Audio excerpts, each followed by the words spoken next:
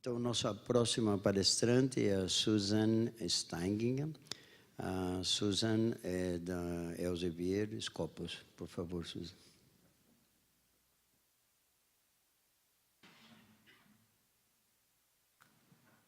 Thank you, Abel, for the introduction. Hi, everybody. My name is Susanne Steiginga, and I'm Senior Product Manager for Scopus Content. I'm based out in our headquarters in Amsterdam. And first of all, I'd like to say thank you, SciELO, for having us here. Thank you, Abel, for giving me the opportunity to give this talk. So, I'll be talking to you about Scopus. What's on the agenda today? Of course, visibility, interoperability, and credibility. But first, I'll start with a small introduction about Scopus. What is Scopus? Scopus is the world's largest research analytics platform curated by editorially independent subject experts. And we have smart tools which allow you to track and visualize your research. How does this work? We get our content via license agreements from about 5,000 different publishers. All the content comes in, and we add it to what we like to call our data lake. In the data lake, all the content comes together, and we pull out the metadata, the authors, affiliation information, and we add that, for example, to our author profiles, to our affiliation profiles. And together, our database consists of around 72 million items, which are, as said, all linked together by about 1.4 billion cited references. And all this data together helps you to answer questions like, who do you want to collaborate with? And what's going on in my field of research? So that's stuff that you can use Scopus for. Now, let's take a bit of a deeper look into what kind of content we have in our platform. As said, content coming from around 5,000 different publishers and coming from all over the world. We cover content from more than 100 different countries. Our product is updated on a daily basis, and we also cover all sciences and arts humanities. And because of that, we cover different content types: journals, conference proceedings, important for engineering and computer sciences, but also books, book series, and one-off books.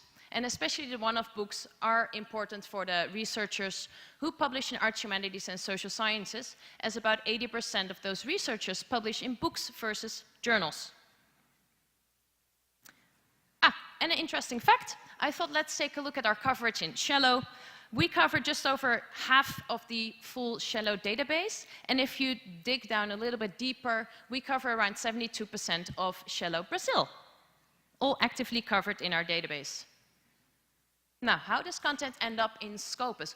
What we have in place is an editorially independent board, the Content Selection and Advisory Board. And this board consists of 17 subject matter experts who on a day-to-day basis evaluate journals for Scopus.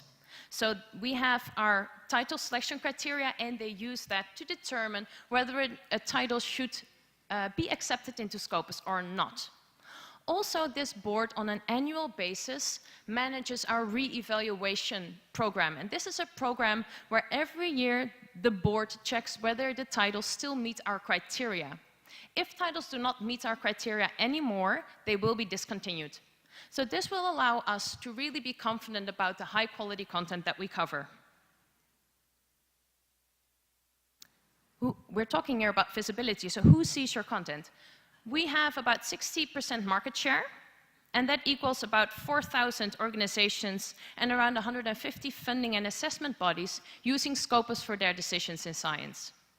What you can see here at the image are just a few examples of organizations who use Scopus. For example, if you focus on Brazil, you see CAPES, of course, but you can also see ERC, that's the European Research Council, European Commission, the NSF, National Science Foundation, all large organizations using Scopus. Then if you look at the bottom of the slide, you see the university rankings. Scopus powers university rankings like Times Higher Education, Best Arab Universities by US News, Financial Times, but also, for example, Shanghai Xiaotong for mainland China, and QS World University Rankings, all powered by Scopus. And talking about visibility and open science here, what I wanted to underline, that there are a lot of open pages available in Scopus.com. And I'm not sure if you guys know this person, Abel Packer. I found you in Scopus. So all freely available without a subscription. So we have free author pages, free affiliation pages, and also free source pages. So all our 25,000 sources are freely available for you to interrogate and to see the site score, etc., also without having a Scopus license in place. Next topic, interoperability. What I'd like to talk to you about is international collaboration and also interoperability between products. First of all, international collaboration. What I did, and this actually is also an example of interoperability, because what I'm showing you is SciELO functionality using Scopus data. SciELO is our analytics product. And what I did is I looked at BRICS, so Brazil, China, India, Russian Federation, and South Africa. And I looked in SciELO what percentage of content published by these countries, so by affiliations in these countries, are published by an international collaboration. What you can see, the green line being South Africa, that they publish most of their content. In 2017, almost 50% of their content is published by an international collaboration. Brazil is performing pretty well too. Brazil is yellow. And you can see in 2017 that just over 30% of all content published by Brazilian affiliations is via an international collaboration. Now, you may be thinking, why is this important? Why are you telling me this? That is because international collaboration leads to an increased impact of your content. That's the field-weighted citation impact that goes up. Field-weighted citation impact says something about how your content is performing compared to the world average, where 1 being the world average, you can see that Brazil, the field-weighted citation impact is 0.19, means that it's performing a little bit below the world average. However, if you start collaborating internationally, look at the collaboration field-weighted citation impact. Again, I took BRICS, so Russia, India, China, South Africa, their own field-weighted citation impact. And then, if you look at South Africa, you see that, especially for Brazil, you get the most impact of your content by collaborating with South Africa, because then your content has more than 7 times more impact compared to the world average. An interesting fact is, unfortunately, currently, if you look at the co-authored papers between South Africa and Brazil, the number is lowest. So there's a lot to win here, so keep that in mind. Also, next to researchers internationally collaborating, products collaborate too, also leading to greatness. And what I want to show you is the integration and the collaboration between Plum. Now, for the folks who were here also at the beginning of the week, you may have heard my colleague Stephanie Faulkner from Plum speak. What is Plum? Plum is a company we acquired 2.5 years ago, which allows you to visualize the impact a document is making other than the citation it has received. So what Plum does, it shows, for example, the usage on the internet, media mentions, social media usage, and stuff like that is all captured in Plum and showcased in Scopus. So what you're seeing here is the documents details page on Scopus.com, and on the right-hand side, you see the Plum metrics about the performance or the impact the article is making. In detail, this is what you, sorry, if I go back.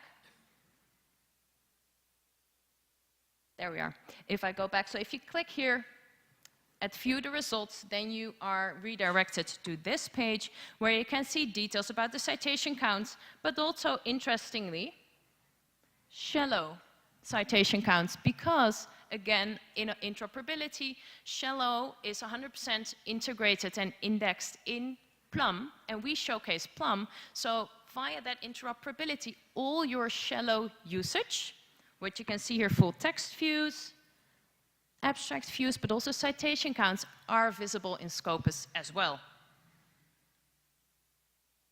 Last topic, as I see in my last 5 minutes, credibility. Now, there are multiple ways of being excellent.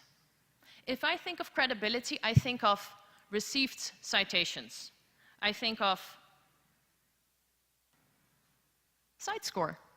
I hope most of you have heard of CiteScore. CiteScore is Scopus, simple and free metric for everybody to use. It's free of charge and available for all titles we have indexed in Scopus. What is CiteScore? How do you calculate it? If you want to calculate, for example, the CiteScore of 2017, you divide A by B, where A are citations received in 2017 to documents produced in the 3 years in advance, divided by B, which are all the documents. That's how you calculate CiteScore. Now, it sounds maybe complicated, however, it's really easy in Scopus because you can interrogate the database yourself. These pages are open for everybody, without subscription, open for everybody to interrogate. So this is the Brazilian Journal of Medical and Biological Research, and what you can see, their CiteScore is 1.69. Now, if you say, hey, how did you calculate this? It's present here. You see the citation counts divided by the number of documents, and these are clickable, so you can interrogate yourself. What documents are this? Is this correct? How did you guys calculate it? Now, CiteScore is part of a family of metrics because we also have Shimago Journal Rank. Earlier this morning at 9 o'clock, Felix de Moya from Shimago, he also gave a talk, so I'm sure you're all familiar with this metric, but Shimago is using Scopus data. Now, another nice thing that we have launched, which is part of CiteScore, is the CiteScore ranking, which allows you to see, based on subject area, how your journal is ranking compared to other journals within its subject area. And a nice feature as well, the CiteScore tracker. The CiteScore tracker is a tool which we update every month, and what we do is every month we look per journal, how many new citations has it received, how many new documents have been added, and so the CiteScore builds up every year until next year, May, when the new CiteScore is released. So what you can see here is this CiteScore tracker was last updated in September, as it should be, and you can already see that the CiteScore tracker is at 1.17, and this will build up every month until next year, May. So this will allow you to predict where your CiteScore will be next year, May. This is ideal, of course, for portfolio management, planning, and expectations. But as said, there are multiple ways of being excellent, and I like to point again at Plum. And why is that? Because, and this is actually one of my most favorite articles, which we have in Scopus. It's on spontaneous knotting of an agitated string. And I think that's wonderful that people do research to things like this. And you think, who does research to spontaneous knotting of agitated string? And you can see it has received 46 citations, so it's, well, quite okay cited. However, if you then start looking at other things than citations, and we're looking here,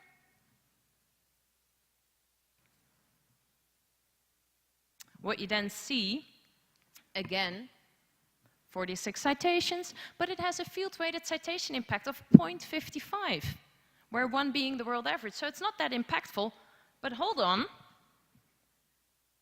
If you then start looking at the usage and the social media mentions, you see it's booming.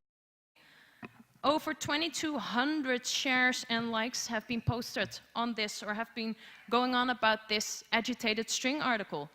Over 780 Twitter mentions. So really there is more to the world than only citations, and I think by adding in information like this, it really adds additional value to your story about the performance of an article. This is my last slide. The timer here is turning red as I'm in the last 45 seconds. So the rule of 3. I've been told people are able to remember rows of 3, so that's ideal here in terms of visibility, interoperability, and credibility. So visibility. Scopus indexes content from around the globe, and over 70% of SciELO Brazil is indexed in Scopus. And with Scopus having over 60% of market share, by having your content indexed in Scopus, your content really is very visible to the world. Interoperability. As shown, international collaboration increases your field-weight citation impact and thus increases or makes your content more impactful. And Scopus showcases your SciELO citation counts via our Plum integration. Then credibility. There are more ways to being excellent. Citations and received citations are one thing, but by adding in non-citation items like media mentions and social media really adds value to your story, I think. That was it. Obrigada. Thanks for your time. Thank you, Susan. Obrigado a Susan.